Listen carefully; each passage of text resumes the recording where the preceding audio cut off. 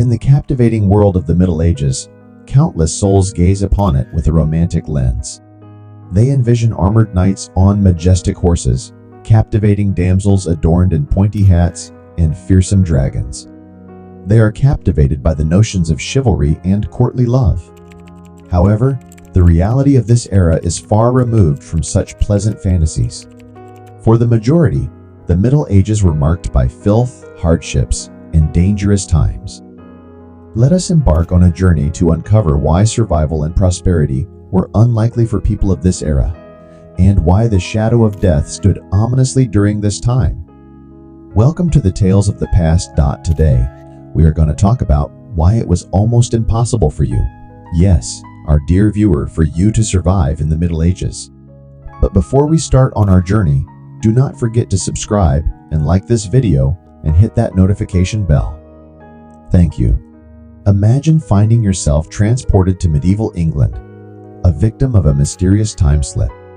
Stranded in the 14th century, you quickly understand that you are utterly lost in a sea of confusing language.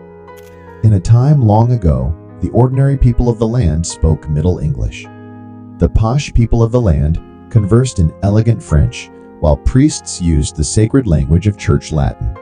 As for the common folk, which would be you spoke only modern English. If you were lucky, you might catch a familiar word here and there, but having a meaningful conversation with anyone outside your language group was simply out of the question. Let's talk about the lives of women in the Middle Ages. Society and religion used to determine a woman's worth. Imagine being fluent in language, but miserable because you're female. Women were considered morally weak and ruled by men in medieval times. The writings of St. Paul defended men's power and advised women to keep silent. Being a Muslim woman was easier in a different society, as the Quran recognized diverse but complementary responsibilities for men and women. It encouraged collaboration and respect in all areas of life. Islamic beliefs encourage women's dignity and rights through shared obligations and mutual assistance, while interpretations and actions vary by culture. We can debate that later. In medieval Europe, peasant women spun, brewed, cooked, took care of animals, and worked in fields with men. Women were once required to marry or become nuns. If they married, they had to give birth without contemporary amenities. This narrative takes place when men ruled and women struggled. No humor made it harder. A joke about cesarean sections being unusual, like dragon sightings or making a will before having a baby, may have helped during trying times. Though risky, women were brave and strong throughout childbirth. They were unsung heroes who proved their worth via hardships.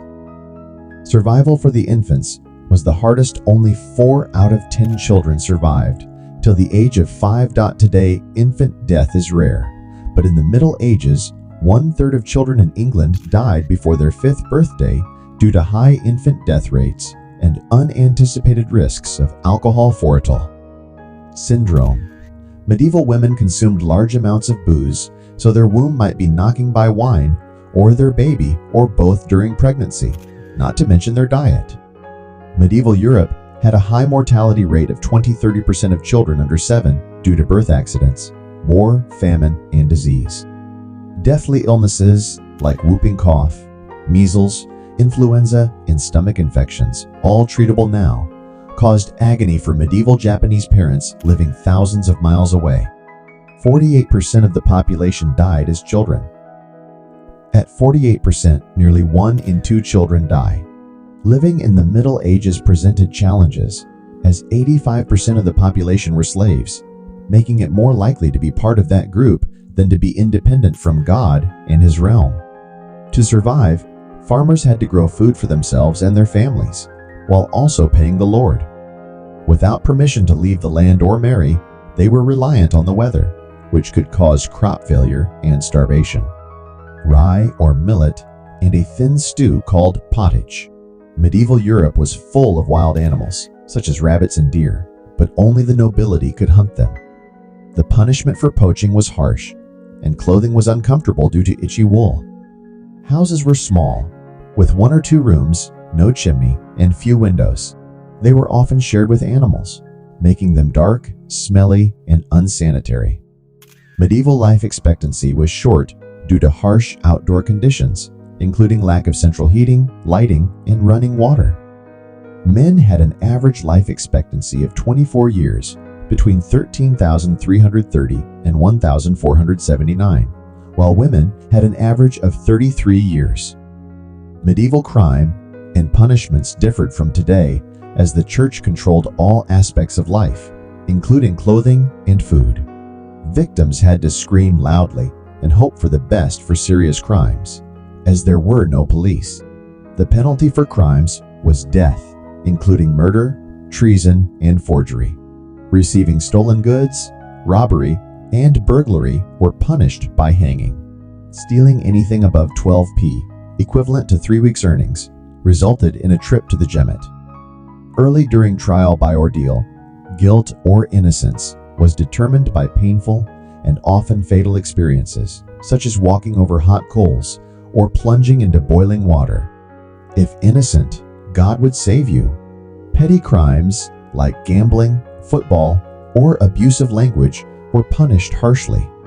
Many people died in prison because of the unsanitary conditions and lack of decent food. Most crime was linked to theft because of poverty, so there was a lot of it about war, when it isn't good for the list of wars throughout the world during the 1,000-year period of the Middle Ages is insane.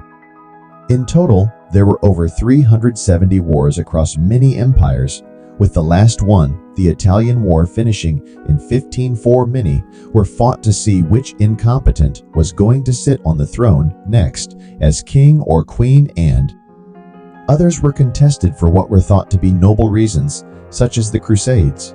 But then, as it is today, it was the common people who were left to pay the ultimate price as a serf.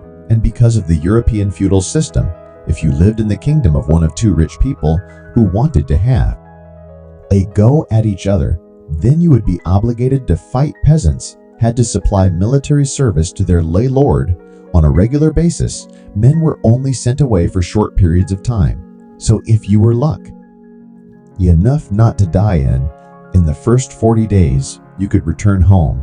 This was because if everyone went off to war at the same time, then there would be no one to take care of the nobles.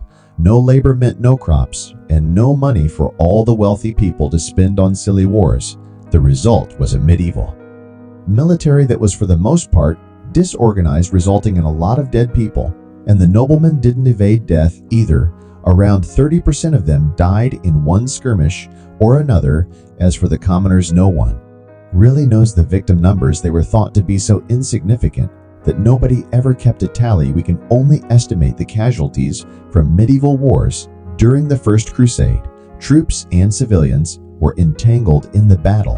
At the siege of Jerusalem, between 1 to 3 million individuals perished during the crusade from 1095 until the end of the 13th century, totaling at least 90,000.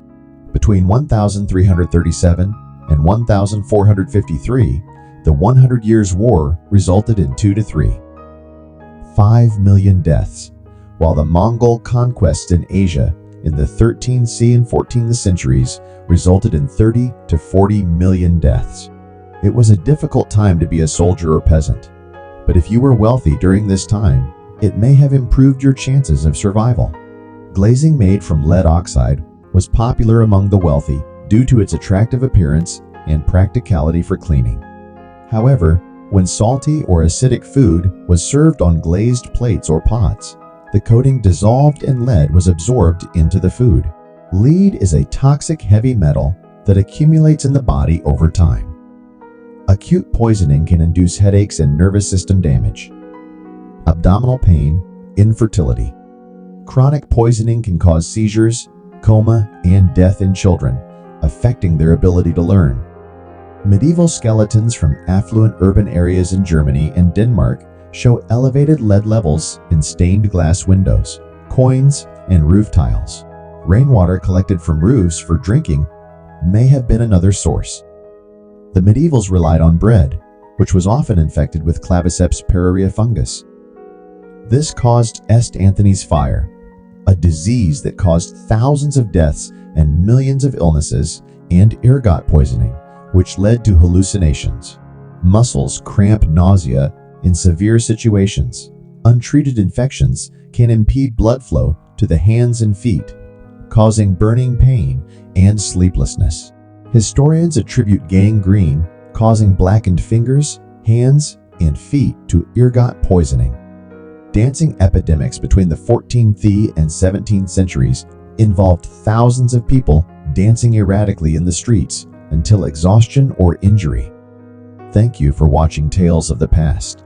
Subscribe if you enjoyed it.